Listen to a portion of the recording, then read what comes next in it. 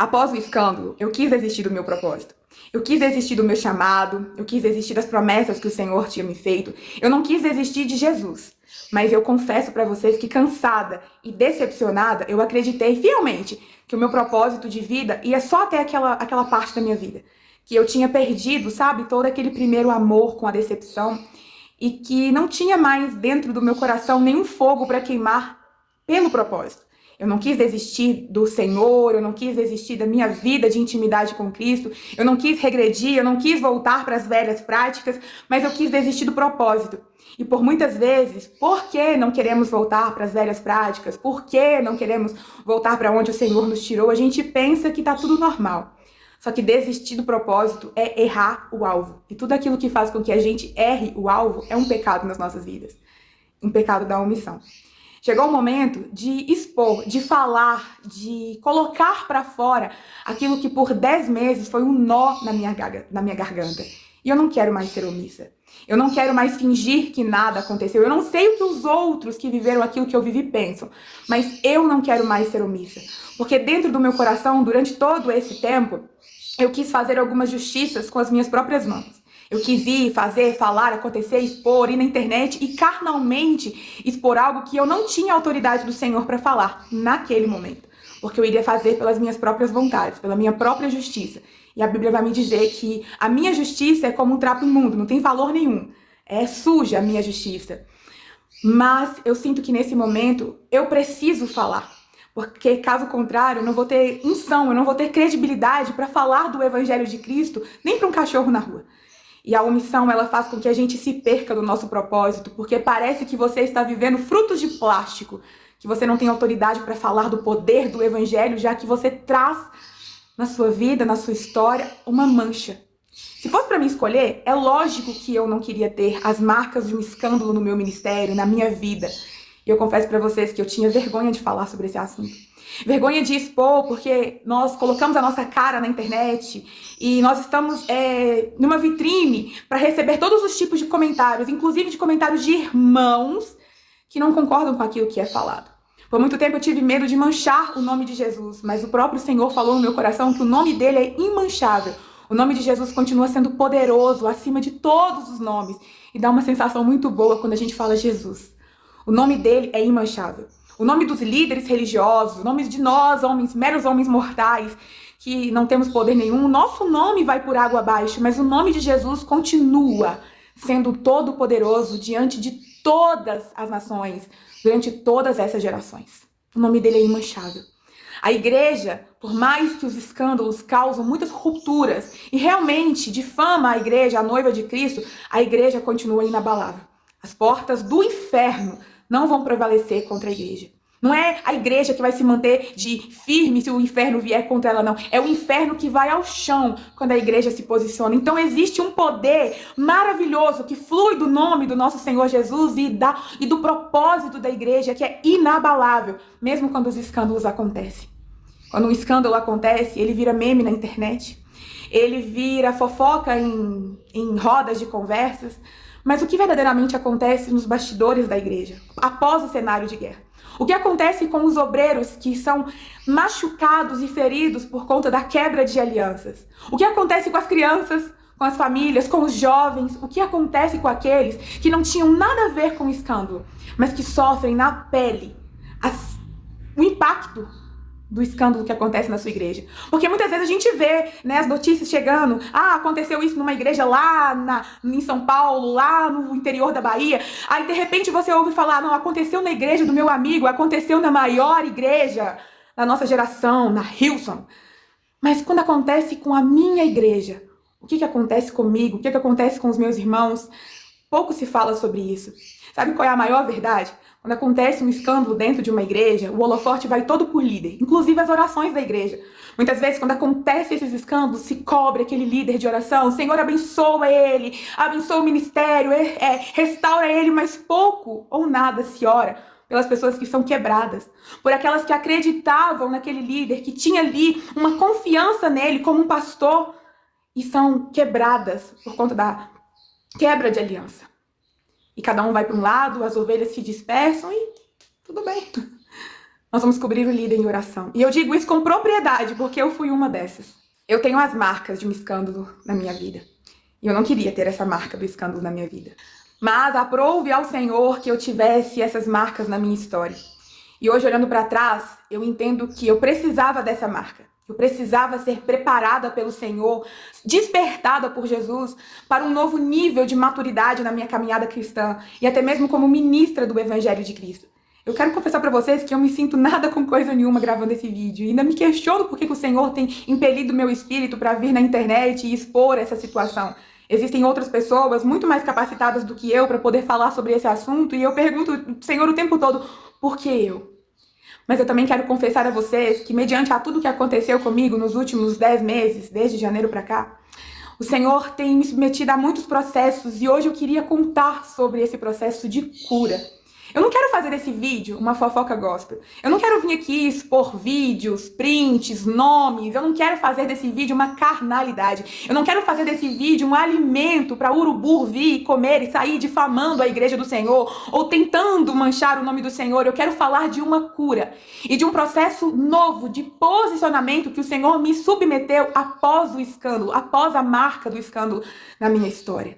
Eu tinha duas alternativas. A primeira delas é a mais cômoda. Ficar lambendo as minhas feridas, remoendo aquele assunto, levando o mesmo assunto por meses e meses na minha história, me fazendo de coitada, chegando em qualquer outro lugar e dizendo, olha aqui a marca que eu trago na minha história. Ou de fato eu entendia que Deus estava me marcando com as marcas do Evangelho para que eu pudesse ser despertada a me posicionar de uma forma mais madura e diferente. Porque do jeito que eu, Joevelyn, estava levando a minha vida, no oba-oba, eu fazia as coisas pelo Senhor, mas estava fácil demais. Sabe quando a gente cai no automático? Naquele bater de cartão, de cumprir somente uma escala, e estava tudo muito lindo, muito florido, e você não consegue ter dimensão do que está acontecendo ao seu redor, inclusive das perseguições que os verdadeiros cristãos, por amor ao Evangelho, estão vivendo? Eu estava desse jeito, nesse automático. E aí, de repente, vem um choque, uma decepção, um escândalo e uma falta de posicionamento meu. Eu quero confessar para vocês que eu estou aqui de pé, não é porque eu sou boa, não. É porque eu sou a mais santa, não. Eu estou de pé porque Deus foi misericordioso com a minha história, com a minha vida. Porque eu, humanamente, não tinha forças nenhuma para continuar, para tentar de novo, para acreditar de novo. Foi Jesus na minha história. E eu sei que eu não fui a única que foi marcada por essas marcas do escândalo. E eu sei que muitos dos meus irmãos se desviaram no meio do caminho, regrediram para ver a vida de pecado, ou foram até para outras religiões. Eu sei que tem irmãos que não foram para a vida de pecado, mas desistir do seu propósito é errar o alvo e estão fora do propósito do Senhor. E isso é um pecado, porque faz com que o nosso corpo continue se movimentando, se locomovendo, mas a nossa fé no Senhor se estabiliza. E a gente pensa que não tem mais tempo, que não dá mais jeito. É por isso que eu estou aqui. Eu quero falar desse processo de cura e se esse vídeo puder ir de encontro a alguém, algum irmão que talvez eu nem conheça, que assim seja feito para a glória do Senhor. Eu quero fazer desse vídeo um convite a entendermos que o Senhor está nos chamando para um novo tempo. Gente, o Senhor está nos posicionando como soldados para que nós possamos estar preparados para os últimos tempos, porque os escândalos são bíblicos. Mas sabe qual é o grande propósito do escândalo? É acordar a igreja, nós como igrejas, sermos despertados pelo Espírito Santo, a entendermos que o Senhor quer nos levar para um nível mais profundo, que o Senhor quer usar os nossos dons, os nossos talentos, as nossas aptidões com muito mais maturidade, com muito mais densidade. Por isso as marcas do Evangelho vêm. Se nós pudéssemos parar para conversar com o apóstolo Paulo hoje, nós iríamos ver que ele tinha muitas marcas no corpo e ele apresentava as marcas que ele tinha no corpo como uma autoridade para ele poder falar, eu sei do que eu estou falando, eu sei do que eu estou vivendo. E é por isso que o Senhor nos marca, é por isso que o Senhor nos fere com feridas de amor, com feridas de repugnância, porque nós somos convidados a amar aquilo que Jesus ama, mas repudiar aquilo que o Senhor repudia. Só que nós invertemos essa sensação após um escândalo. Muitos de nós queremos derrubar sistemas, queremos ir e fazer falar, fazer acontecer com as nossas próprias mãos. E eu fui uma dessas pessoas. Eu queria fazer com as minhas próprias mãos. Foi onde o Senhor me disse que as minhas justiças eram como trapos imundos, porque não ia ter valor. Foi o que o Senhor me disse quando Ele falou comigo, você está brigando uma briga que eu não te dei para brigar. Você quer usar armas que eu não te dei para você usar. E aí eu comecei a entender que a forma como eu estava vivendo aquela dor não era a forma que o Senhor queria que eu suportasse aquele processo. E Deus me fez essa pergunta: o que você vai fazer com a sua dor? Quem vai ser você após o escândalo? E eu achei que eu tinha que ser a justiceira, que eu tinha que expor, que eu tinha que falar. E Deus falou: não. Você vai ficar escondida no esconderijo do Altíssimo por 10 meses, sofrer toda a dor que você está sofrendo e ser processada por um processo para quando chegar o momento de impelir você, de instruir você a falar, você não vai estar mais revestida com os seus trapos imundos, mas você vai estar revestida por aquilo que eu quero que você esteja vestida, por aquilo que eu quero que você fale. Então, meus irmãos, eu estou aqui amparada pela lei do Senhor. Eu estou aqui amparada por Esdras 7:28, quando Esdras dizia: porque a bondosa mão do Senhor está sobre mim, eu tenho coragem. Eu estou aqui impelida, respirando Jeremias 1:17, quando o Senhor prepara Jeremias para falar uma mensagem dura para aquele povo de cabeça dura. Eu estou aqui diante da palavra do Senhor, lá em 2 Timóteo 3, quando Timóteo, discipulando um jovem pastor, diz para ele: Timóteo, muitos vão se perder, muitos vão se envolver com os desejos da sua carne, mas tu, porém, não. Porque você, Timóteo, sabe que você aprendeu da palavra do Senhor desde a sua infância. Porque eu tive medo de estar aqui. Eu tive vergonha de ter o meu nome associado a um certo ministério. Porque eu tive medo da repreensão dos próprios irmãos da igreja de Cristo. Porque eu tive medo das pessoas olhar para mim e falar: como você, Ju, cheia de Deus, cheia da palavra do Senhor, foi deixar ser levada por essa situação. Eu tive vergonha, por isso que muitas vezes me omitir era muito mais cômodo. Mas eu não consigo mais. Não consigo. Mas eu também estou aqui respaldada pela lei dos homens, porque eu temo e zelo pela minha reputação. E existe um grupo de advogados que me instruíram a como estar aqui. E toda a lei do homem, porque eu também estou amparada pela lei do Senhor, não a ser mais omissa, porque quando o corpo sofre, todo o corpo sofre junto. Mas eu também estou amparada pela lei dos homens. E qualquer lei que me ampara será usada, inclusive a lei dos crimes cibernéticos, que são aqueles crimes dos fakes e dos comentários anônimos na internet. Qualquer coisa que vai manchar a minha reputação como ser humana, a lei do Senhor e também do homem será usada ao meu favor. Eu preciso dizer isso porque as pessoas hoje em dia, elas perderam um pouco da dosagem. Como eu disse, eu não vou expor nomes, prints, vídeos, nada do tipo. Mas as pessoas perdem um pouco da dosagem. Eu tenho medo de gritaria em palanque, porque tem muitas pessoas que são como leões em cima dos púlpitos, mas como gatos pequenininhos fora dele. Só tem força, coragem e ousadia com o microfone na mão ou atrás da tela de um telefone. Mas nós temos leis, para a glória do Senhor, que nos ampara. Então eu queria deixar bem certinho isso. Qualquer coisa que fere a minha reputação, que eu zelo, a lei do homem será usada ao meu favor. É por isso que eu fui respaldada por um grupo de advogados antes de gravar esse vídeo. A verdade é que eu não consigo achar graça nos memes que fazem quando os escândalos acontecem. Uma das coisas que o Senhor falou comigo nos últimos tempos, nesses 10 meses que Ele foi me tratando, tirando de mim mesma as minhas justiças próprias, foi que esses escândalos, eles vão sempre cada vez mais acontecer. E que o Senhor, Ele não permitia que esses escândalos acontecessem para a morte dos seus soldados, mas que era para que os seus soldados pudessem, de fato, ser despertados para um novo tempo.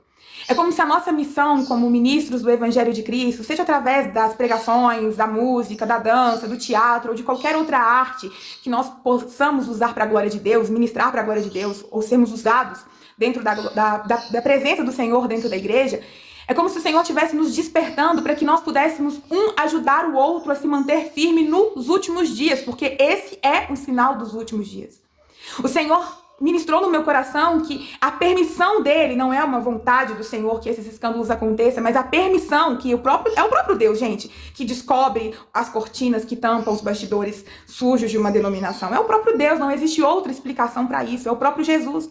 Então não é possível que ele permitiu com que um pecado fosse descoberto, que uma liderança em pecado fosse descoberta para a morte de inocentes. Não é possível que seja justo diante dos olhos também do Senhor que os caídos, que os soldados caídos ficam mortos pelo caminho e aqueles que têm as mãos sujas de sangue continuem fingindo que nada aconteceu. Não é para isso que o Senhor nos salvou, que o Senhor fez grandes coisas por nós. Mas também não é para a gente se posicionar de uma forma errada. É para que, de fato, nós possamos nos posicionar diante do Senhor para nos preparar para os últimos dias, para nos tornar cada vez mais apaixonados pelo Evangelho de Cristo. É para que nós possamos temer os nossos próprios pecados. Uma das primeiras coisas que eu fiz quando o Senhor começou a falar comigo que Ele tinha permitido essa marca na minha história para me santificar mais, Porque quem está em processo de santificação, que se santifique mais. Agora quem está sujo vai cada vez se sujar mais. A primeira coisa que eu fiz foi dar um novo significado, foi ressignificar aquela dor na minha história. Deus queria me dar um novo significado em relação àquele escândalo. E eu precisei o quê? Me voltar para mim. A primeira coisa que eu fiz, eu vou falar isso de coração aberto, porque eu não tenho medo de confessar as minhas vulnerabilidades, foi entender o que é que eu estava flertando com o pecado. Não dá para romantizar flertes com o pecado, principalmente com os pecados sexuais, que é uma porta abertíssima para que o diabo nos exponha à nudez.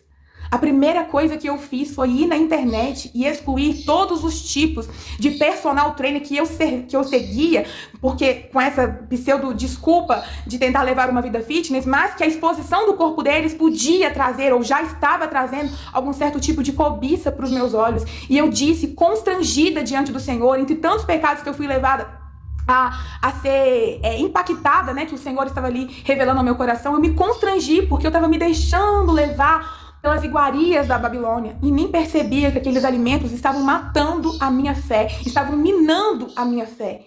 E quando o escândalo veio, o Senhor me estremeceu a olhar para mim mesma e a dar um novo significado para aquela dor.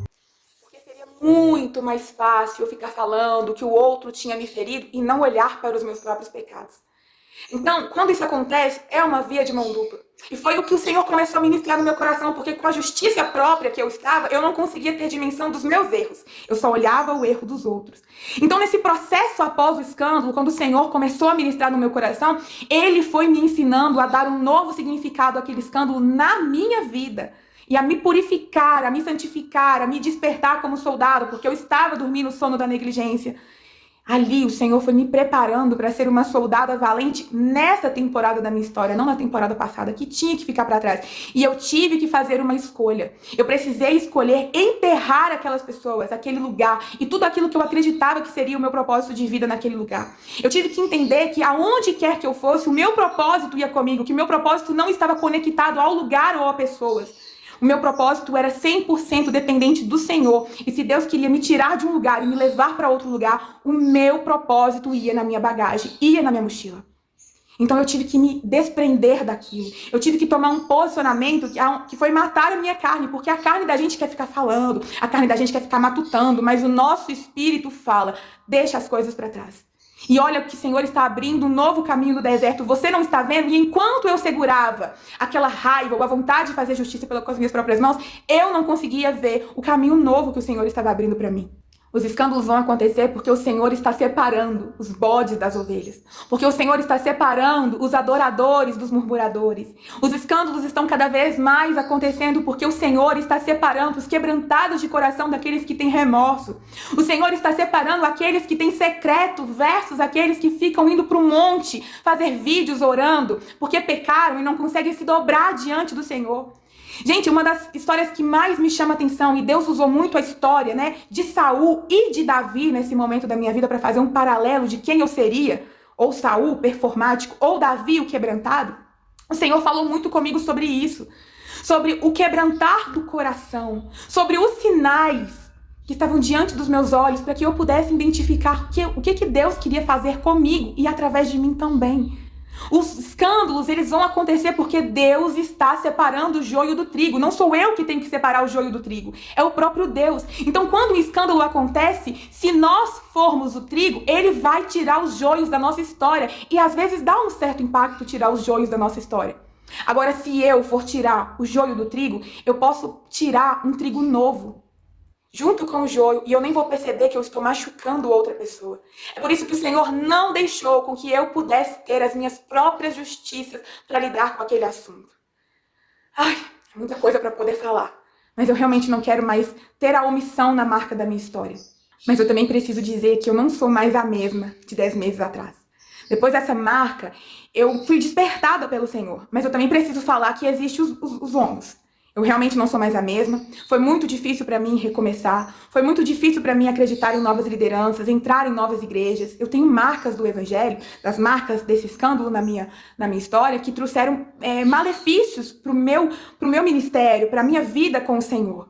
O fato de desconfiar, o fato de ficar com medo disso acontecer de novo em outro lugar. Tudo isso faz com que a gente fique com o pé atrás e que realmente nós não somos mais os mesmos depois disso. Não é só sobre um testemunho de cura, ai como ela foi curada, ai como é legal o testemunho dela. Existem marcas negativas, que são processos que a gente continua vivendo para poder reconstruir, para poder acreditar, para poder ser uma nova pessoa em outro lugar, para poder abrir o nosso coração, para continuar aquilo que nós éramos em outro lugar, apaixonados pela noiva de Cristo, servos do Deus Altíssimo em qualquer outro lugar que Ele nos enviar. Mas agora existe uma vírgula, existe uma interrogação, existe um e se fulano for igual ao Beltrano? E se acontecer novamente? Existem essas marcas nas nossas histórias também. Mas tudo isso existe um propósito. Deus está o tempo todo nos convidando a dar um novo significado na nossa dor. Qual é esse novo significado? Foi o que o Senhor falava o tempo todo comigo. Quem vai ser você depois do escândalo? E eu não sabia quem seria eu após o escândalo. Mas quando o Senhor começou a me tratar, quando Ele começou a falar comigo, eu tomei essa decisão. Deus, eu quero ser alguém mais madura. Eu quero ser alguém mais bem posicionada. E eu não quero ser alguém omissa a essa história. Eu não quero errar o alvo, eu não quero perder o meu propósito. No Salmo 137, vai falar sobre... Depois que a Babilônia sitiou ali Judá, ela levou os irmãos, né, os judeus para a Babilônia. E em Salmo 137 vai falar que eles estavam na beira de um rio, na Babilônia já, com toda aquela invasão que destruiu Jerusalém, que matou muito deles, que feriu muito eles, tanto corpo quanto alma. E eles estavam tristes porque eles estavam fora da sua pátria, eles estavam ali machucados, né, temerosos com tudo que tinha acontecido na casa deles, na cidade deles, no país deles. E eles abandonaram as suas harpas, que eram seus instrumentos de adoração. E os soldados da Babilônia ficavam falando com eles: canta para nós as canções de Sião, as canções alegres de Sião. E os soldados, os judeus começam a falar: como que nós vamos cantar? Não existe mais alegria no nosso coração. E eles penduraram os seus instrumentos de adoração, que eram as suas harpas. E o Senhor começou a falar comigo através de Salmo 137. Por que você abandonou os seus instrumentos de adoração? Por que você abandonou o seu amor pela igreja? Por que você abandonou os seus projetos? Por que você abandonou o seu desejo de estar nos cultos? Porque eu fiquei meses sem ir nos cultos. Eu não conseguia acreditar de novo. Não conseguia. E ficar em silêncio era muito mais fácil para mim, muito mais cômodo. Chegar em qualquer outro lugar e fingir que nada aconteceu e levar a vida como se nada tivesse entalado dentro de mim. E aí eu comecei a viver os processos do Senhor, os processos de cura, que me fez questionar muito a Deus o que era justo, o que era injusto. Porque às vezes você vê tantos soldados caídos no meio do caminho, tantas pessoas com grandes propósitos, tristes por conta daquela situação, mas os líderes inteiros no altar. E omissão é um pecado que culminou muitos de nós por vergonha, por não saber como falar, por não ter autoridade do Senhor para falar no assunto, por não ter provas o suficiente para expor, mas muitos se tornaram omissos porque amam e abraçaram o pecado. Porque sabendo da verdade, não conseguiram se dissipar da mentira e permaneceram ali. Eu quero contar para vocês algo que o Senhor me fez aprender com o erro dos outros, como mulher. A palavra do Senhor vai nos dizer que nós, mulheres, somos criadas para a glória de Deus, para sermos ajudadora do homem, auxiliadora do homem, do marido, enfim. Só que muitas de nós, mulheres, levamos esse versículo com a nossa própria razão e nos tornamos omissas dos pecados dos homens. Então, diante de todo esse ressignificar de dor e de situação que eu vivi, o Senhor foi falando ao meu coração sobre os erros dos outros, para que eu não pudesse repeti-los quando chegasse a minha vez, podemos dizer assim. E o Senhor me levou como mulher a essa exortação, mesmo eu não tendo, entre aspas, até hoje feito nada, mas eu já trago também na minha marca um novo posicionamento como mulher. Eu não te chamei para você ser omissa dos pecados do seu futuro marido. Eu não te chamei como ajudadora para você encobrir pecados de ninguém. A mulher, ela tem como propósito de vida ajudar o homem a ser cada vez mais semelhante à imagem do nosso Senhor Jesus. Em caráter, em comportamento, em falas. E ali o Senhor foi me mostrando, é como se ele pegasse a minha cara e falasse: tá vendo que os erros também são propósito? Tá vendo que você pode aprender com os erros dos outros? Não seja omissa. A sua missão é preparar o meu filho para que ele seja a minha imagem e a minha semelhança. Não acoberte pecados de ninguém, porque idolatrar um homem faz com que a gente se perca do propósito também. E não adianta qual lindo e maravilhoso seja o meu discurso, qual seja o meu cargo em qualquer outra igreja, se eu não for uma mulher que é a imagem e semelhança de Cristo. Eu vou ser uma omissa, não importa qual seja o meu discurso, se tem aplauso, se não tem, eu não vou estar sendo a imagem e semelhança de Cristo. Eu vou estar sendo reprovada pelo Senhor. E aí, o Senhor foi me santificando diante de todo aquele processo. E eu não queria as marcas do escândalo na minha história, mas eu entendi que eu precisava das marcas do escândalo para ser purificada, para ser santificada, para ser despertada, para ser corrigida, para ser levada a um novo nível que, se não fosse o escândalo, eu não seria levada. Eu tive medo, irmãos, de falar sobre esse assunto, porque não existe lei nenhuma que prende adúlteros, que prende aqueles que roubam dízimos e ofertas. Não tem lei que respalda a gente, que assegura a gente. A não ser a lei do Senhor e as leis que defendem a nossa reputação e que serão usadas caso qualquer coisa aconteça. E com certeza essas leis existem, mas contra pecados de liderança, contra os crimes que acontecem dentro da eclésia, dentro da igreja, não existe.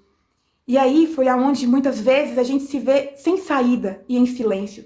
É por isso que muitos omitem, é por isso que muitos se quebram no meio do caminho, não conseguem se refazer, porque a injustiça, ela toma conta desses cenários após os escândalos. Porque os que não fizeram nada, muitas vezes, são muito mais prejudicados do que aqueles que vivem uma vida como se nada tivesse acontecido, mesmo com as suas mãos cheias de sangue. E eu não estou falando somente daqueles que fizeram um ato em si, não. Eu estou falando também daqueles que abraçaram o pecado e se tornaram omissos porque desejam continuar na sujeira, na lama. Ah, e outra coisa. Existe um discurso mequetrefe por aí que diz assim: ai, vocês estão me matando, os irmãos estão julgando, ai, não pode julgar, o crente não pode julgar. Fica usando esse versículo bíblico de uma forma errada. Porque a Bíblia vai nos dizer sim que nós não devemos condenar os irmãos. Mas essa condenação é condená-los ao fracasso, no sentido assim: nossa, o fulano pecou e ele não merece perdão do Senhor. Isso aí vai pro inferno sem direito a reviravolta. Isso nós não podemos fazer. Mas a Bíblia não diz em momento algum que nós devemos ser omissos ao pecado de liderança, ao pecado que tem acontecido dentro das igrejas. Basta apenas a gente ler as cartas que Paulo escrevia para as igrejas. Quando ele mesmo exorta o enteado que tinha um caso com a madrasta, ele fala: pega esse e põe ele para correção, para que os outros aprendam com a correção deles. E aí vem esse discurso de que a gente não pode falar nada dos irmãos, oprimindo a nós, que temos um nó na garganta, a não termos um posicionamento. É muito louco isso, porque realmente nós precisamos tomar muito cuidado, porque a lei do homem, ela também pode se virar contra nós. Caso você exponha alguma coisa que mancha a reputação de alguém, nós somos levados ao juízo dos homens para que nós possamos ter as consequências de uma difamação. E contra isso é irrevogável, é por isso que esse vídeo não tem esse propósito. Mas muitas vezes é usado essa historinha de que os irmãos estão me condenando, a igreja quer me matar, mas isso é uma história para sufocar os soldados do Senhor, os ministros do Evangelho. A Bíblia não nos fala pra gente ser burro, não. Pelo contrário, lendo as cartas também que o Senhor, o próprio Deus, manda para as igrejas do Apocalipse, a gente vê que o Senhor não passa a mão no pecado de ninguém. Essa história é balela, é uma história para tentar nos calar. Ai, que eu não posso falar porque eu não posso condenar os irmãos. Ao inferno, não.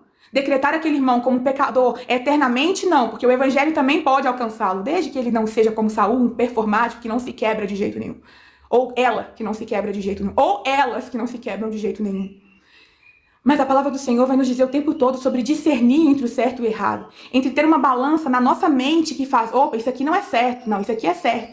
Discernir entre o certo e o errado é um dom divino chamado inteligência. Para a gente poder sim se posicionar e defender a mensagem do Senhor. Não que o Senhor precisa de defesa, mas nos posicionar, porque a minha omissão pode ser a omissão de outra pessoa. A minha omissão pode fazer com que alguém olhe o meu discurso qualquer outro dia da minha história e fale: essa menina tá falando isso com que capacidade? Sendo que quando ela tinha o poder de fazer e falar alguma coisa, ela ficou em silêncio. Nós, como cristãos, perdemos a nossa credibilidade quando a omissão se torna um grito que a gente não sabe como gritar. Mas não é de qualquer forma que a gente tem que gritar. Isso o Senhor já deixou bem claro. Não é qualquer arma que a gente deve usar. Não é qualquer ringue que nós devemos brigar. Mas nós não podemos admitir que eles fiquem nos calando, gritando. Ai, gritando. Ai, se eu falar, o fulano vai falar da minha reputação. Existe uma lei pra isso e você tá amparado e tudo bem.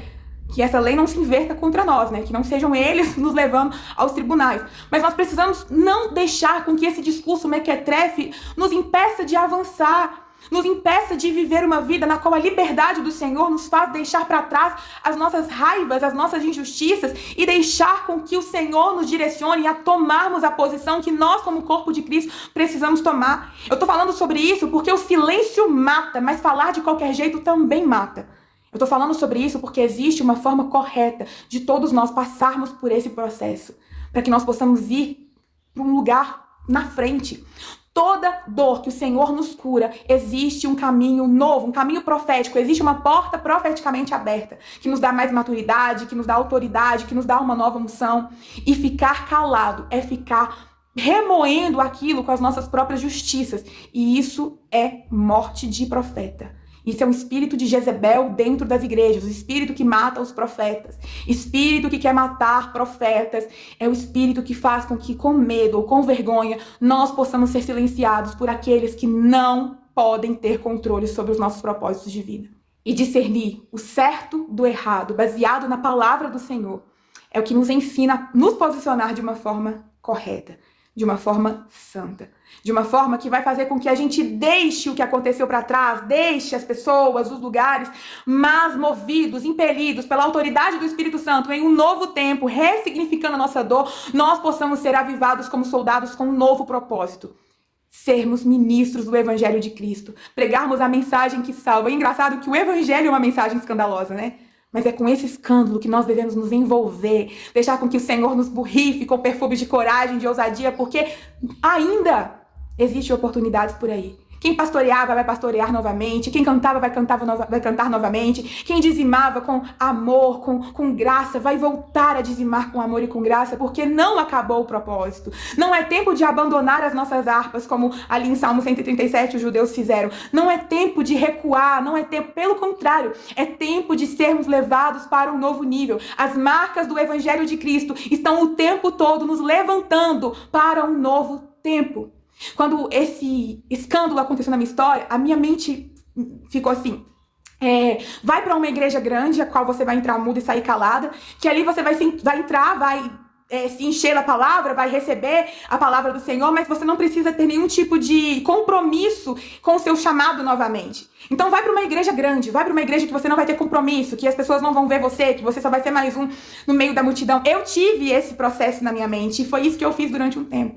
Eu vou frequentar uma igreja grande, onde eu vou entrar muda e sair calada, ninguém vai me observar, ninguém vai ficar ali no meu cangote querendo meu número de telefone. Eu quis isso. Mas o Senhor disse: mas eu não quero isso para a sua vida. Eu quero que você se posicione em um lugar de propósito para que eu possa, de fato, continuar usando os seus dons e os seus talentos no lugar que eu quero te conduzir. E para mim foi muito difícil recomeçar. Por isso que a minha mente me sabotava o tempo todo a continuar, entre aspas, sendo igreja, mas não sendo corpo, compartilhando o pão na mesa. E isso também foi uma quebra do meu propósito de vida, porque eu pensava que permanecer na presença do Senhor já era o suficiente. E, gente, eu continuei orando.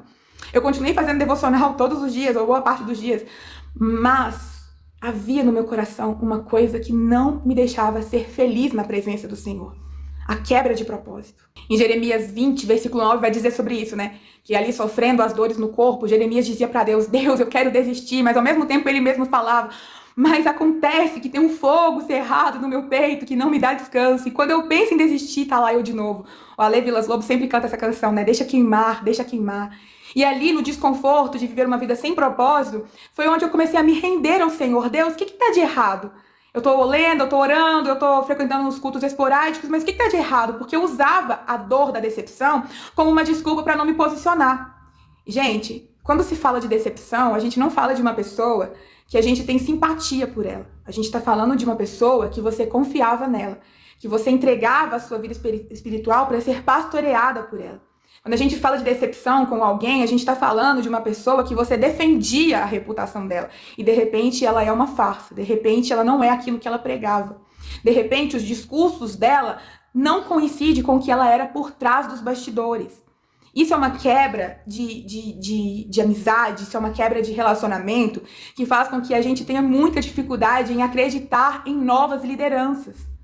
Então, eu não queria me associar a nenhum outro líder por medo e desconfiança de ser de novo a cópia autentificada do outro líder que eu tinha e que eu confiava. Isso fez com que eu me afastasse dos meus propósitos, que eu não queria me envolver com nada. E aí eu fui substituindo o propósito pelo trabalho, por cursos que eu queria fazer, para ocupar o meu tempo e não ter que pensar no meu propósito, no meu chamado. Porque o significado que eu dei para aquela dor foi o significado de morte.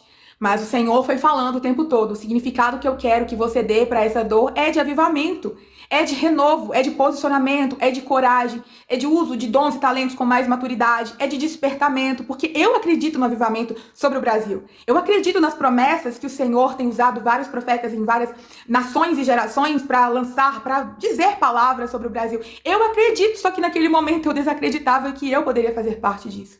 E aí o Senhor foi fomentando o meu coração, foi ferindo o meu coração com uma ferida de amor pela palavra e sede pela palavra do Senhor.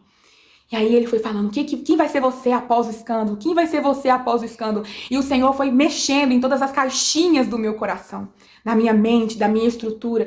E ali eu fui me rendendo, Senhor, eu não sei como me posicionar, eu tô cheia de ira, eu tô cheia de raiva, eu tô cheia de desconfiança, eu não quero me aliançar, eu não quero servir. Eu fui confessando pro Senhor, no secreto do meu quarto. E aí o Senhor foi começando a mover algumas coisas ao meu redor. Quando o escândalo aconteceu, pensa no cenário, gente, uma igreja funcionando até então performaticamente, ou seja, na frente de todo mundo, de uma forma normal. E de repente uma igreja, esvazia. Aquele susto. Eu me sentia culpada, porque como eu era ministra das crianças, eu não tive tempo, eu tinha um projeto para poder colocar em ação, e de repente eu não tive contato com nenhuma criança mais, ou com poucas delas. Eu me senti uma pastora de crianças culpada, porque as minhas ovelhas dispersaram e eu não consegui proteger nenhuma delas, de tão grande que tinha sido aquele escândalo. E o cenário de guerra foi, assim, jovens indo para outras religiões, descobrindo, outras religiões, jovens voltando para o mundo. Havia tido um batismo de novos convertidos há uma semana, então a gente se preocupava com aquele cenário todo. E aí eu perguntei ao Senhor, Deus, qual é o seu direcionamento para minha vida? E o Senhor falou assim, eu quero que você fique. Eu quero que você fique. Muitos dos meus irmãos, no primeiro impacto, saíram com toda a razão do mundo. E o direcionamento do Senhor era que eu ficasse. E parecia incoerente eu ficar. E aí eu obedeci a palavra do Senhor e fiquei naquele cenário. De primeiro momento, eu acreditei que aquela pessoa que tinha cometido um pecado... E, amados, eu quero dizer uma coisa. Não foi um pecado. Foi continuamente um excesso de pecados. 1, 2, 3, 4, 5, com pessoas extremamente do nosso convívio eclesiástico. Então, quando uma pessoa foi desmascarada, quando o Senhor abriu o véu, ele não abriu somente de uma pessoa, ele abriu de várias outras pessoas. Então, o convívio naquele lugar, onde tinha a presença do Senhor, praticamente quase apalpável, de repente, icabode. A Bíblia vai nos contar sobre os pecados dos filhos de Eli, Ofni e Finéias, que as mulheres faziam fila na porta do templo para ter relações sexuais com os filhos de Eli, Ofni e Finéias. E eu posso dizer que Ofni e Finéias ficaram no chinelo.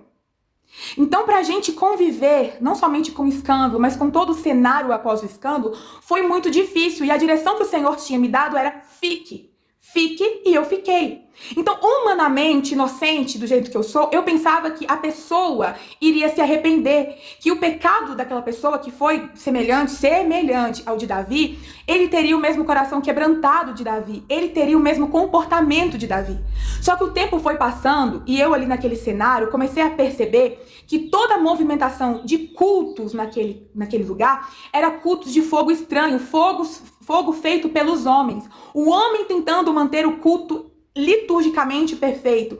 O homem tentando aquecer o culto, gritando.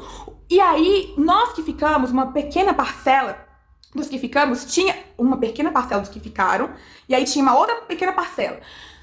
Pensamos que tudo iria se resolver, que o Senhor iria quebrantar o coração daquela pessoa, que ele estava passando por processo de arrependimento, só que o cenário foi me mostrando um outro tipo de situação. O cenário foi apresentando para nós que ficamos ali, que ainda tínhamos temor em relação à palavra do Senhor, que o varrer da poeira para debaixo do carpete, ele foi acontecendo assim de forma bem sutil, bem esporádica. Por quê?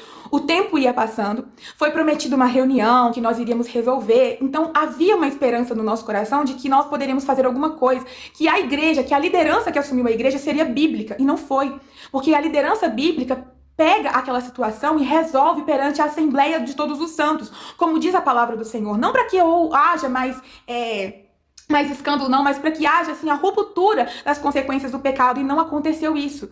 Então nós fomos percebendo no decorrer dos tempos, aquele cenário pós-guerra, que o cenário começou a se tornar ideal para quê? Quem ficaria calado, o assunto se tornou um tabu dentro da igreja, nós continuamos frequentando culto, tendo ceia, tendo culto temático, e um mês a outro, um mês aquilo, uma pseudo-reunião que não aconteceu, né, que nós queríamos saber qual seria o posicionamento da liderança da igreja, que nunca teve. E ali eu comecei a ficar indignada, porque, Senhor, o que está acontecendo? E acabou-se, a glória do Senhor se foi. A gente sentia nitidamente que não havia mais a presença do Senhor. A gente ouvia a palavra, mas não surtia aquele efeito, e ficou aquela coisa automática, uma necessidade do homem de fazer a roda girar, literalmente. E isso fez com que o meu coração começasse a ficar intrigado. Senhor, eu fiquei por direcionamento do Senhor, mas o Senhor também me deu um outro direcionamento, que era apenas ficar. Não era para exercer função nenhuma. E aí começou a vir os convites, assume tal culto, faz tal coisa. E eu, não. O direcionamento do Senhor é que eu apenas fique. Só que eu não entendia o que Deus queria fazer comigo ali. E eu comecei a questionar o Senhor. Deus, o que está acontecendo? O Senhor quer que eu fique? Quer que eu faça alguma coisa? Vai chegar o momento de eu me posicionar para a gente pensar em ajudar a igreja a se levantar? E o Senhor ficou em silêncio durante um tempo na minha história. E aí foi onde eu comecei a ficar muito abaforida em relação ao Senhor, a buscar explicações do Senhor. E aí o Senhor disse, eu quero somente que você observe o cenário. Eu quero que você fique para ver o cenário pós-guerra com seus próprios olhos. Eu não quero que te contem. Eu quero que você viva. Eu quero que você veja como é fácil para uma igreja varrer pecados de liderança para debaixo do carpete, o tempo passar, e aí a igreja, passando um bom tempo, se levanta de novo. E os novos que vão chegando não sabem de nada, porque os que ficaram vão ser omissos, e aí a igreja se reconstrói, porque já tinha acontecido um outro escândalo em uma outra fase da igreja, que os que ficaram em silêncio, e os novos foi chegando sem ter nenhum tipo de conhecimento do que tinha acontecido, levando a vida como se aquele fosse o lugar, como se não tivesse uma mancha naquele lugar, mas já tinha tido. Então eu comecei a perceber que se eu ficasse ali, eu estaria indo para a terceira temporada de escândalos que aquela igreja tinha vivido. E eu falei, Deus, eu não nasci para isso. Eu não nasci para ser omissa, eu não nasci para fingir que nada aconteceu. Por mais que eu até então tinha muito respeito pelas pessoas ali, eu não queria ficar naquele lugar, porque meu coração já não estava mais ali. E aí, um belo dia, o Senhor falou ao meu coração, sai dela, povo meu, se despeça que hoje é o seu último dia. Não tinha ar, eu só falei assim, Deus, aqui eu estou, é por ele que eu estou gastando a minha vida, e assim fiz, me despedi.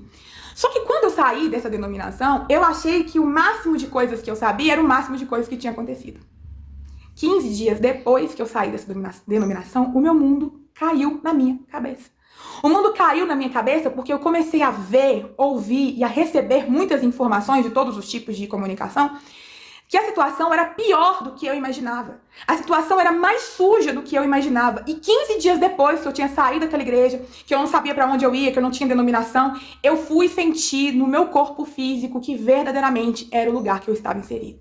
E aí veio aquele tapa na cara, que veio aquela vergonha, como que eu não percebi, como que eu não vi os sinais, como que eu, buscando o Senhor, não tive revelação do Senhor. Aí veio a culpa. Aí veio a vergonha, aí veio a sensação de não querer mais cumprir propósito, aí veio o cansaço, aí veio a sobrecarga, aí veio a vontade de não mais frequentar os cultos, porque eu descobri que aonde eu estava era pior do que eu imaginava. E aí foi onde eu descobri que aquela pessoa que eu tinha como alguém que vai se arrepender, que eu orei, eu cheguei a mandar mensagem para essa pessoa, eu tinha ele como um pai na fé. Eu reconheço que ele foi muito importante para a minha vida, ele me deu oportunidades que eu não tinha tido em outros lugares. Mas eu não posso fingir que não aconteceu as coisas que aconteceu. E aí, quando eu descobri as outras coisas, que o meu mundo caiu, que veio aquela tensa... E isso, o Senhor já tinha me dado um sonho, uns 10 dias antes do escândalo. Eu tinha tido um sonho com essa pessoa, só que eu não tinha entendido o sonho. Na minha cabeça, eu interpretei o sonho de outra forma. E depois que o escândalo aconteceu, aí sim, eu fui entender que Deus tinha me avisado, mas de forma enigmática. Depois que aconteceu, ele... Foi como se o Senhor falasse comigo assim, eu te preparei antes, então segura seu pandeiro, que não é pra você esmurecer por enquanto. Só que, gente, imagina você ter assim uma visão de uma pessoa que você gosta, que você confia, e de repente você receber todos os tipos de... um dossiê de podridão daquela pessoa, que são verdades, não são provas forjadas, não são verdades. Não é a inteligência artificial provando vídeos em motel com trilha sonora, não. Não é a inteligência artificial colando a cara daquela pessoa com outras pessoas que você também tinha convívio, não. É realidade. E aí, meu coração fez assim, ó. Cansei. Não. Vou largar isso de lado. E a tristeza da gente, ela se torna muito maior porque quem fica e quer ficar por omissão, por vontade própria, eu quero ficar porque eu vou fingir que nada aconteceu, são pessoas que começam muitas vezes a denegrir a nossa imagem e até rogar pragas para aqueles que saíram. Ah, é muito fácil servir a igreja quando ela tá lotada, é difícil servir a igreja quando ela tá vazia. Vazia porque teve um escândalo. As pessoas levam essa situação toda como se fosse nada e os errados se tornam aqueles que saem da igreja porque não querem se sujar com o pecado. Porque percebem que a liderança da igreja que ficou está sendo tão omissa e omissão é pecado. Porque percebem que mulheres que tinham tudo para ter um grande ministério, que têm um discurso maravilhoso, se tornam tão omissas quanto os homens. Como que a gente consegue acreditar de novo em lideranças? O mundo não gira em torno de uma igreja que está querendo ficar no pecado. O mundo gira em torno dos soldados que estão caídos no meio do caminho. E eles não conseguem perceber isso. E sabe outra coisa que também entristece muito o nosso coração? Além dos irmãos que começam a difamar os outros irmãos, que não aceitam que os irmãos não quiseram ficar naquele chiqueiro, ainda tem como a gente chega na outra igreja, e às vezes é muito mais fácil para um irmão, para um obreiro, para um pastor receber você na sua igreja machucado e ficar calado, só falar, vamos bater nas suas costas, vamos orar. E aí você machucado, querendo falar e não podendo falar, e ainda tem que ficar em silêncio. Não pode falar, não quer expor. O que aconteceu na outra igreja fica na outra igreja. Não, cara, a gente precisa cuidar dos soldados que chegou ferido.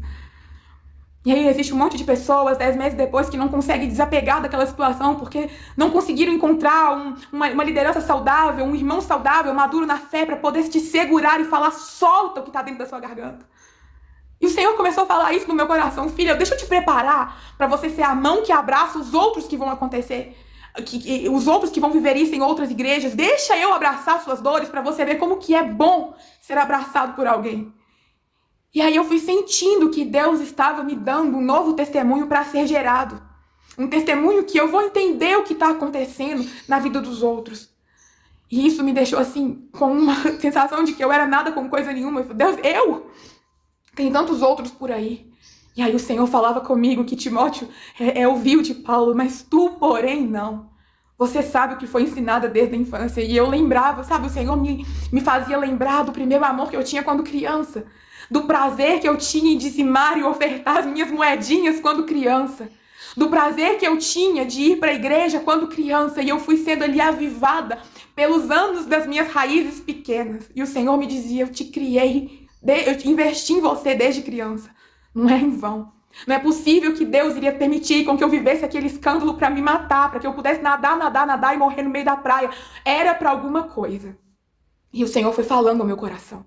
Eu tô te levantando, eu tô te levantando. Você não vai ficar calada, mas você também não vai falar de qualquer jeito. E ali eu fui me entregando pra cura. Ali eu fui desfazendo das minhas justiças, da minha vontade de querer mandar mensagem pra cantor famoso. Eu fui me desfazendo disso, né? E eu fui entendendo que eu não iria quebrar o sistema, que eu não tinha como combater aquele sistema de adultério, de dízimos, esse superfaturamento, né, de dízimos e ofertas, onde as pessoas estão roubando as lãs das ovelhas. Eu não conseguiria derrubar as heresias, eu não consigo, eu sou pequena demais. Mas em outro ponto, eu poderia estar bem posicionada pelo Senhor para poder falar sobre um processo de cura que vai usar os meus lábios para dizer, foca no que precisa ser focado. Quem vai ser você depois do escândalo? E essa pergunta ela inverte, né? O Senhor fez para mim, agora eu poderia fazer para outras pessoas. Aonde estão as suas raízes? Aonde está aquilo que pode te sustentar por mais alguns tempos, ao ponto de você continuar criando raízes? Ainda há tempo. Não é momento de pendurar as nossas chuteiras, as nossas harpas, os nossos objetos de adoração. Talvez seja um tempo para a gente arquivar alguns projetos, mas no tempo certo, não rasgar os projetos, mas deixar eles ali guardadinhos, que no tempo certo a gaveta vai se abrir e nós vamos conseguir colocar esses projetos em ação. As promessas que o Senhor fez para as nossas vidas, elas não morreram com o escândalo de uma igreja. Não morreram. E os escândalos vão sempre acontecer. Mas sabe, a palavra do Senhor vai nos dizer que ai daqueles por quem esses escândalos vier. Esse ai é uma condenação. Sobre eles já existe uma condenação. Gente, é Deus condenando. Porque eles começam a falar, né? Vocês não podem me condenar, vocês não podem, mas o Senhor já condenou aí. Esse ai é fúria do Senhor. Esse ai é ranger de dentes desesperado de pecador sem quebrantamento de coração. Quando ele toma um susto, pá! Tá ali o juízo do Senhor em vida e em eternidade, porque ninguém passa nessa terra sem colher o que plantou. Os omissos também. As omissas também. Irmãos, é muito, muito difícil ter as marcas do Evangelho de Cristo na nossa história. E no meio do meu processo, que eu me questionava muito, por que o Senhor me deixou ser enganada? O Senhor foi me fazendo, viver alguns flashes do meu primeiro amor, de quando eu era criança. Foi me ensinando sobre a não fazer justiça com as próprias mãos, a não querer arrancar o joio com trigo, porque eu poderia machucar trigo novo, ou seja, pessoas que eram maturas na fé. Eu fui impactada. Ai, meu Deus. Eu fui salva pela igreja perseguida. Eu tive um encontro radicalmente impactante. E o Senhor me feriu com a ferida de amor pela igreja perseguida. Eu sabia da igreja perseguida, eu sabia da situação do Oriente Médio, mas quando aconteceu o escândalo comigo, eu só me fechei no meu mundinho. Ai, como eu sou coitada, ai isso, ai aquilo. E aí, de repente, o Senhor me feriu mesmo. Me constrangeu com a igreja perseguida. E aí eu comecei a ter algumas experiências muito chocantes com as histórias dos missionários. As histórias das igrejas pequenininhas, lá afastadas de todo mundo. A coragem, a ousadia. Eu não tô falando da história da igreja passada, não. Eu não tô falando dos mártires. Eu não tô falando dos irmãos na Arena dos Leões. Eu estou falando do que tá acontecendo hoje. E eles, a fome e a sede deles, a coragem deles, por se posicionarem, darem as suas próprias vidas, para levar uma folha da Bíblia, para correr o risco de segurar nas suas bagagens uma Bíblia pequenininha, fez com que eu me constrangesse com a minha dor. E ali eu fui entendendo que eles, se mantendo de pé, lá no Oriente Médio, lá na janela 10x40, a força e a coragem dos meus irmãos foram me mantendo de pé aqui. Porque eles morriam pelo Evangelho, eu comecei a falar assim, o quê? Embora não devemos romantizar nem minimizar os danos que os escândalos têm acontecido dentro das igrejas, não se resume ao que é o Evangelho de Cristo. Eu ainda tinha uma mensagem, eu ainda tinha uma palavra, eu ainda tenho dons e talentos, eu ainda tenho um fogo cerrado no meu peito que não me dá descanso. Então eu ia me posicionar. Eu comecei a me entupir da igreja perseguida, eu comecei a ser ferida mesmo, assim, eu comecei a me marcar pela igreja perseguida e eu falei, é sobre isso o Evangelho de Cristo. É sobre uma mensagem que salva. É sobre uma mensagem escandalosa, mas que salva, que transforma, que aviva. É desse lado da história que eu quero estar. E eu chorava por causa dos irmãos da igreja perseguida. Existe algo que o Senhor quer fazer nas nossas histórias no dia de hoje.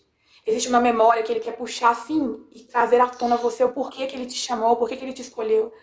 Existe algo que Ele vai te ferir com uma ferida de amor, não para sua indignação, mas para o seu posicionamento. Existe algo que precisa ser enterrado para que o novo tempo abra diante dos nossos olhos, um novo caminho profético. Toda vez que o Senhor nos cura, uma nova porta profética se abre. E se você quer passar pela porta, já entrou em vários outros lugares, mas não foi curado, não vai dar certo. A bagagem do nosso passado é pesada demais. O Senhor não tem nos chamado para brigar brigas que só Ele pode destruir, só Ele pode fazer com que o Império da Babilônia... o Império da Babilônia caiu. Não vai ser esses que estão brincando de ser o quarto homem da Trindade que não vão cair. Isso é com Jesus, mas a nossa responsabilidade é: eu preciso sair diferente deste escândalo. O secreto com o Senhor é muito importante. Eu fui marcada pelo secreto do Senhor, as minhas orações em silêncio, as minhas orações escondidas de todo mundo. Mas eu amo muito uma frase do Cantarino, que ele fala assim: avivamento é onde Deus está. E aí eu levava essa frase como assim, algo que foi me ferindo realmente, porque eu pensava com o Senhor assim: Deus, se avivamento é estar onde Deus está, eu preciso estar onde o Senhor está. E aí o Senhor me conduziu a alguns lugares para estar e ser curada nesses lugares, porque foca nessa frase. A ferida que o ministério faz, só o ministério cura. É uma frase da Tamires Garcia, isso. E ela também foi ferida pela igreja. E aí na hora que eu ouvi aquilo, meu Deus, eu preciso estar em comunhão, eu preciso, eu não sei como, mas eu preciso. E aí eu comecei a buscar do Senhor os lugares específicos e propositais que Ele queria que eu estivesse. E o Radical foi um desses lugares. O Radical foi um lugar onde eu fui impactada pelo amor de Jesus. Fui impactada a entender que eu não estou na minha vida para viver uma vida de fantasias. Eu estou aqui para ser alguém forjada no fogo pelo Senhor Jesus, para preparar os meus irmãos para a volta de Cristo. Eu fui ferida pela igreja perseguida, eu fui constrangida com a minha omissão para as coisas que estão acontecendo no dia a dia. Eu vi a minha ferida, o Senhor querendo fazer uma cirurgia na minha ferida, e eu dizendo para o Senhor, não toca não. Eu preciso ser dramática mais alguns meses. Só que no radical eu falei, sabe de uma coisa? Deus tá aqui, ó. E eu gritei o grito que eu não gritava há 10 meses, há 8 meses, não sei. E deixei o Senhor me curar. E sabe como que o Senhor me curou? Quando homens do Senhor vieram impor as mãos na minha vida. E eu fui tocada por lideranças saudáveis. Logo eu, que não queria líderes saudáveis, fui tocada por lideranças saudáveis. Eu entrei no radical cansada, eu entrei no radical amargurada, eu entrei no radical em silêncio, eu entrei no radical chorando por dentro, eu entrei no radical sem igreja, eu entrei no radical sem querer líder, e no radical me devolveu tudo que eu tinha perdido. Inclusive foi no radical que o Senhor falou comigo assim, eu te dou um líder, e me apontou o líder que seria o meu líder. No radical, eu tive uma conversa com o líder do radical, que é o pastor Wilson, e a conversa que eu tive com ele foi uma conversa esporádica de 30 minutos no máximo, que mudou a minha percepção de vida. Eu saí da minha conversa com ele dizendo, eu preciso deixar Jesus me curar. Por quê? Não tô falando que é o radical que vai salvar a vida de ninguém, eu tô falando que eu entendi que avivamento era estar onde Deus estava, e aonde o Senhor me convidou, eu comecei a ir. E foi ali, nesse cenário, que o Senhor começou a transformar a minha história. O Senhor começou a devolver tudo que eu tinha perdido. Quando eu saí da outra denominação, nós fazíamos um trabalho muito cheio de... Eu tinha um propósito dentro de uma instituição específica. E aí, eu atrelei o cumprimento do meu propósito naquele lugar somente àquela denominação. Então, quando eu saí da denominação, eu achei que eu nunca mais serviria àquela instituição que eu amava servir. E o radical me levou exatamente na instituição que eu achei que eu nunca mais iria servir. Deus, ele foi conectando a minha vida, que eu achei que eu tinha perdido, com o meu propósito, que eu não queria mais. Ele foi me trazendo vida de novo, mas não uma vida como antigamente, agora com as marcas do Evangelho de Cristo. E ali eu fui entendendo que eu precisava daquilo. E aí, em tudo dar graças, em tudo dar glória a Deus, eu comecei, Senhor, obrigada pela marca do escândalo. Não para romantizar, não para poder falar, tô preparado pro próximo, mas porque eu entendi que Deus me avivou, me purificou, me santificou, me corrigiu, tratou os meus fletes de pecado, me levantou como mulher. Eu brinco dizendo que os processos do Senhor na minha vida, inclusive o radical, foi um equilibrador, né? Que tem que chamar a gente pra fora de novo, e que me trouxe uma dosagem extraordinária de vida de Cristo. Então, o que resume o escândalo na minha história? Vida de Cristo. Mais impactante. O escândalo aconteceu, mas o que aconteceu depois do escândalo? Quem é você depois do escândalo, Ju? Alguém impactada pelo poder do Senhor Jesus. Alguém cheia das digitais do Senhor Jesus. Quem é você, Ju, depois do escândalo? Alguém que aprendeu com o erro dos outros. Quem é você, Ju, depois do escândalo? Uma louca por Jesus, uma apaixonada pela palavra do Senhor. Às vezes eu pego a Bíblia e eu falo, Deus, eu quero esse Deus de Isaías, que queimou os lábios dele. Senhor, eu quero esse Deus de Jeremias. Senhor, eu quero esse Deus de Paulo. Eu quero esse Deus. Quem é você depois do escândalo? Uma louca por Jesus, não somente de nomenclatura, não somente fazendo de uma pulseirinha, um adereço de moda, um amuleto da sorte, alguém que carrega uma mensagem. Eu sou apaixonada por Cristo. O Senhor me fez para a glória dele. E eu estou aqui para dizer que o que Deus fez na minha vida, ele fará infinitamente mais na vida dos meus irmãos. Porque eu sou nada com coisa nenhuma. Tem gente que tá assim, ó, a milhas de léguas na minha frente. Pessoas que já rodaram o Brasil, que já foram não sei na onde, que cantam. Eu não faço nada, mas tem gente que canta, que prega. E o Senhor fará infinitamente mais na sua vida. Tem gente que já foi muito mais marcada pela igreja, por obras do que eu. E o Senhor fará infinitamente mais na sua vida. Qual é o significado que você vai dar para o escândalo? Uma marca necessária que eu precisava viver para me tornar uma apaixonada pelo Evangelho de Cristo. Qual que é o escândalo que marcou a sua história? O escândalo da cruz. Porque a mensagem do Evangelho é um escândalo. Esse é o escândalo que eu quero. Do arrependimento de pecados. Porque eu preciso do Evangelho todos os dias pra mim. Eu só consigo passar ele pra frente porque primeiro ele vem na minha vida.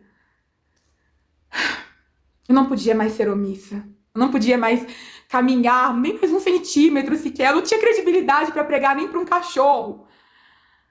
Mas eu quero que esse vídeo faça a glória do Senhor ir de encontro a algum coração caído e machucado e ressuscite. Não porque eu estou dizendo, mas porque o Senhor está nos convidando para um novo nível. E agora eu me sinto livre, eu não me sinto mais com vergonha, eu não me sinto mais medrosa, eu não me sinto mais ferida. Eu sou agora alguém que tem ressignificado de vida na minha história. E eu quero te dizer isso. Quem vai ser você depois do escândalo?